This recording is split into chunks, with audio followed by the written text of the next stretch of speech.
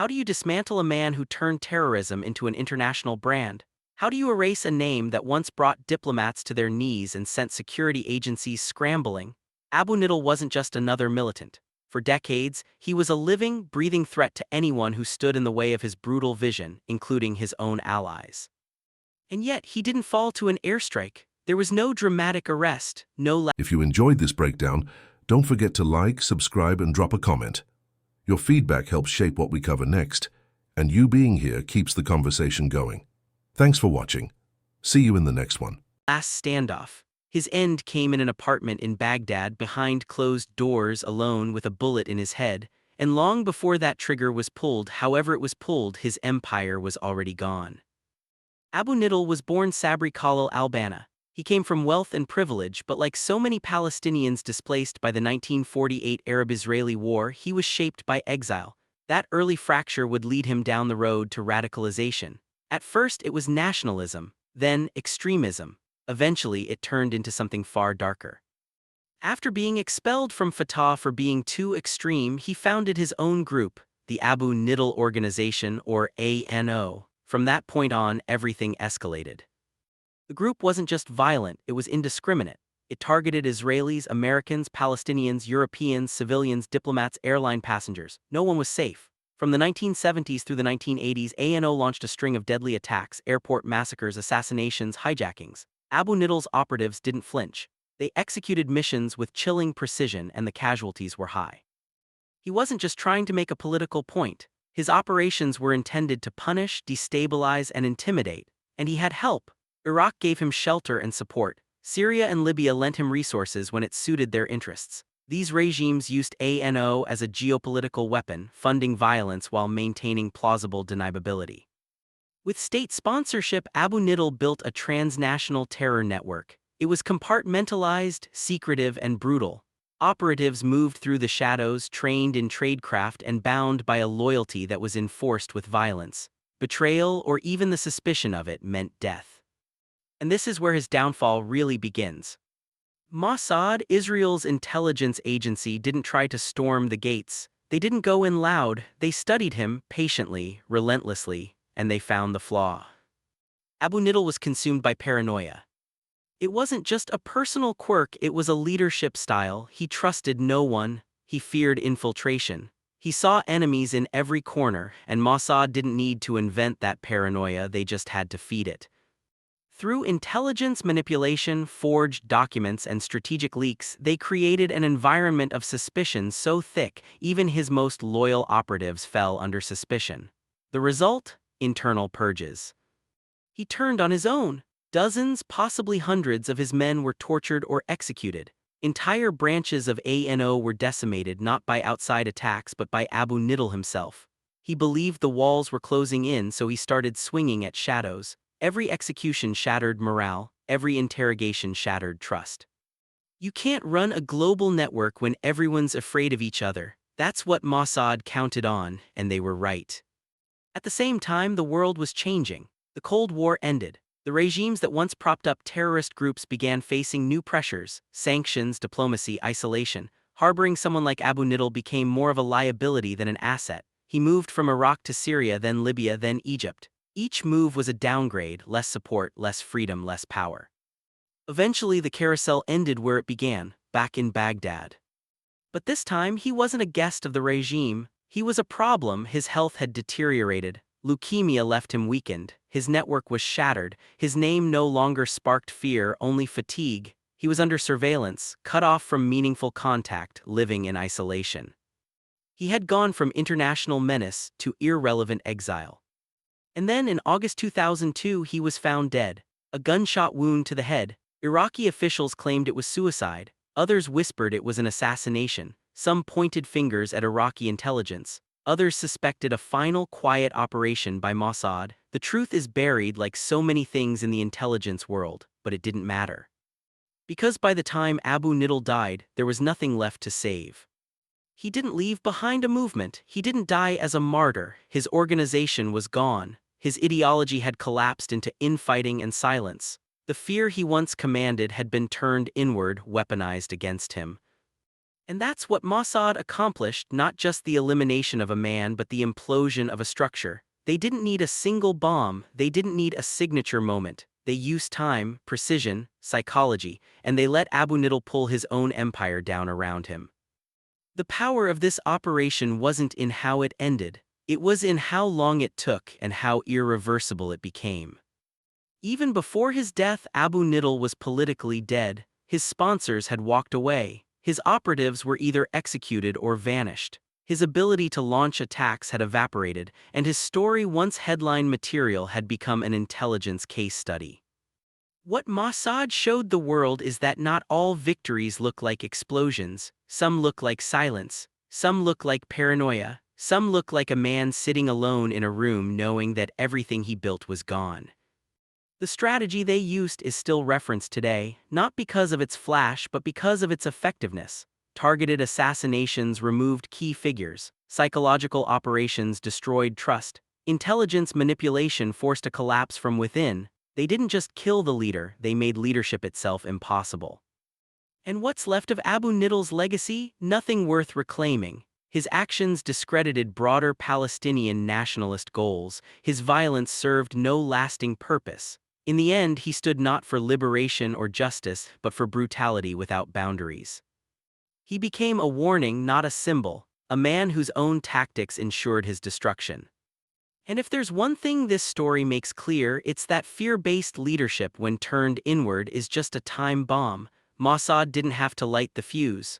Abu Nidal did that himself. All they had to do was make sure it burned all the way down. If this breakdown gave you a whole new perspective on how power can collapse, leave a comment with your thoughts. Like if you made it this far through the shadows. And don't forget to subscribe, because there are more stories like this, stories where the most feared figures fall not from force but from their own fatal flaws. Abu Nidal's story is proof that not all empires fall with a bang. Some disintegrate in silence long before the obituary is written. By the time his body was discovered in Baghdad in 2002, the man who had once engineered terror across 3 continents had already been erased, systematically, methodically, and almost invisibly. This wasn't a sudden collapse. It was the result of years of erosion, of paranoia weaponized, alliances severed, and support systems dried out under the pressure of a changing world. And at the center of it all was one truth Mossad understood better than anyone else. A man like Abu Nidal, who ruled by fear, could also be undone by it.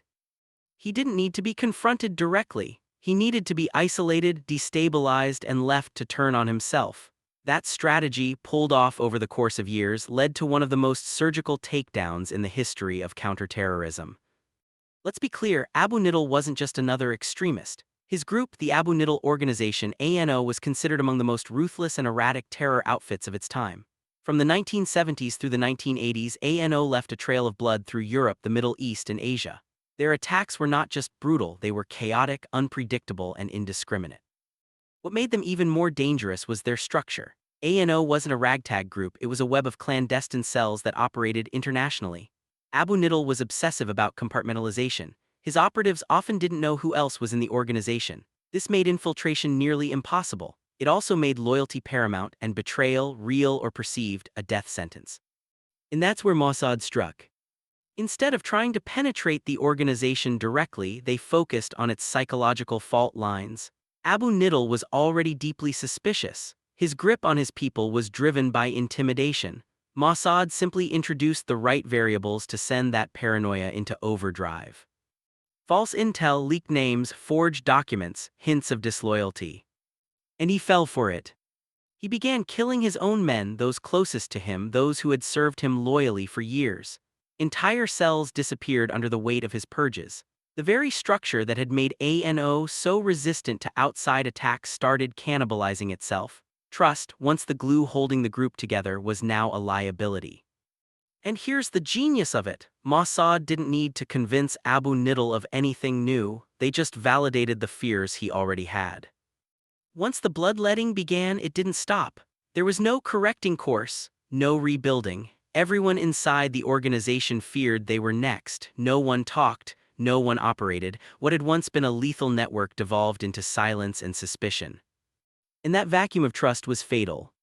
The timing couldn't have been worse for ANO. The Cold War was ending. The political cover they had long depended on was eroding fast. Countries like Iraq, Syria, and Libya had less room to maneuver in a world that was suddenly demanding accountability for state-sponsored terror. Public pressure, diplomatic consequences, economic sanctions, all of it piled on. Suddenly, housing someone like Abu Nidal became a risk no one wanted to take.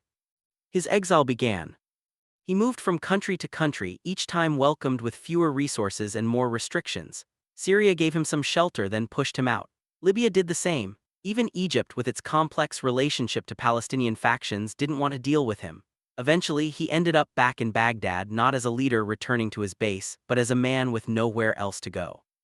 He was sick, diagnosed with leukemia. His health deteriorated quickly. He no longer had the energy to rebuild or command anything, and even if he had, there was nothing left to rebuild. His operatives were gone. His name no longer commanded fear. He was under constant surveillance. Saddam's regime, which had once given him open support, now kept him at a distance. This was the end, and it had started years before. In August 2002, he was found dead. A bullet to the head.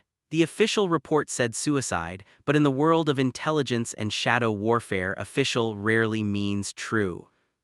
There were rumors of an Iraqi hit, others pointed to Israeli involvement. Some suggested remnants of ANO turned on him, but by then, it didn't matter.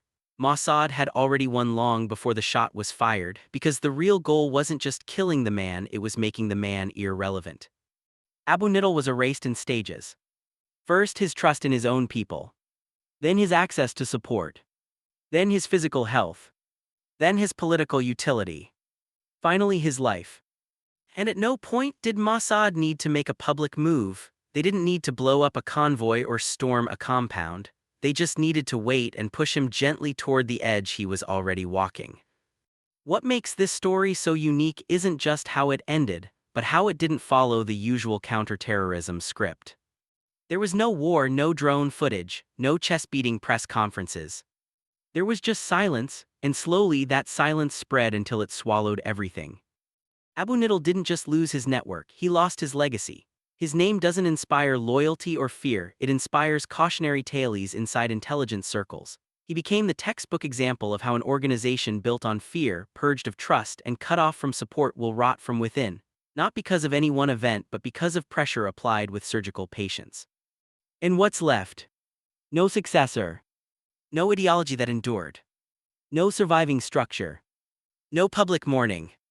Just a footnote in the back pages of intelligence files and a closed case in Mossad's archives. This operation, this slow-motion takedown, set a precedent. It showed intelligence communities around the world that a long game can work. That psychological operations and indirect pressure, when executed over years, can neutralize threats more thoroughly than any missile strike ever could. And it raises bigger questions. How many more operations like this are underway right now? How many other names are being unraveled not through combat but through isolation and doubt? It's not the kind of counterterrorism story that gets told often because there's no clean headline, but it's the kind that works. The kind that ends in silence, not spectacle. The unraveling of Abu Nidal wasn't an isolated case, it was a playbook, one that would echo through intelligence agencies studied and quietly admired for its precision. A plan that didn't end with a body on the floor but with an idea, an entire movement left stripped of credibility and momentum. What Mossad did wasn't just tactical, it was psychological warfare at its most exacting. And it proved something that many still hesitate to admit: you don't always have to kill the monster. Sometimes you just have to convince him he's surrounded by traitors and wait. By the early 2000s, that plan had been executed to perfection. Abu Nidal, who once coordinated international acts of terror with military-level efficiency, was reduced to a sick, paranoid man. Holed up in an apartment with no one left to command, his legend had withered, his enemies no longer feared him, and his supposed allies, they had all walked away. It's a lonely end for someone who once styled himself as a revolutionary force. Let's not forget, this was a man whose very name sparked alerts across borders. Airlines ramped up security, governments tightened protocols, embassies held their breath. Abu Nidal had made himself the embodiment of indiscriminate terrorism. Unlike some militant groups that framed their actions as responses to specific events, ANO often attacked targets that seemed chosen purely to send a message: no one is off limits. It's why even Palestinian leaders feared him. Abu Nidal didn't believe in diplomacy. He viewed talks with Israel as betrayal, and so he assassinated fellow Palestinians who dared to sit at negotiating tables. He wasn't interested in peace. He wasn't even fighting for territory. What he wanted was obedience on his terms. And those terms were brutal. But that brutality had a shelf life. Once it was clear that ANO's actions weren't winning political gains and were, in fact, damaging the broader Palestinian cause, support started to dry up. Slowly, his sponsors realized he had become a liability, too violent, too uncontrollable, too toxic.